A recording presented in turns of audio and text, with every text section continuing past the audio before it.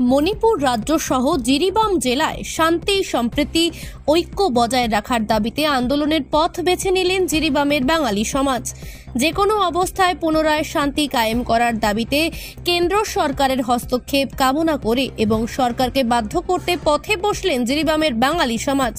জিরিবাম জেলার all Jiribam Muslim socio economic and cultural development organisation, all Jiribam Muslim welfare society, all Jiribam Hindu Jagaran Manch ও নমশূদ্র পরিষদ জিরিবাম এই চারটি সংগঠনের যৌথ আহ্বানে আজ মঙ্গলবার জিরিবামের লালপানি বাজারে 3 ঘন্টা ধর্ণা কর্মসূচি পালন করে শান্তি প্রতিষ্ঠা করতে কেন্দ্র সরকারের প্রয়োজনীয় হস্তক্ষেপ দাবি করা হয়। হাতে হাতে প্ল্যাকার্ড, ব্যানার, ফেস্টুন নিয়ে ধর্ণায় বসে শান্তি প্রতিষ্ঠার দাবি জানান কয়েক সহস্রাধিক বাঙালি জনগণ। 3 ঘন্টার ধর্ণা শেষে আন্দোলনকারীরা জিরিবামের জেলাশাসকের কার্যালয়ে যান।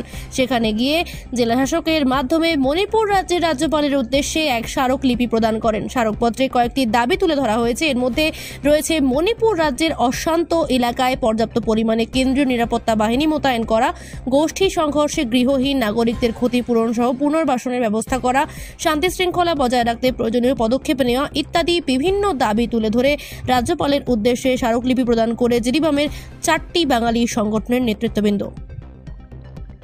Bureau report ANN 24।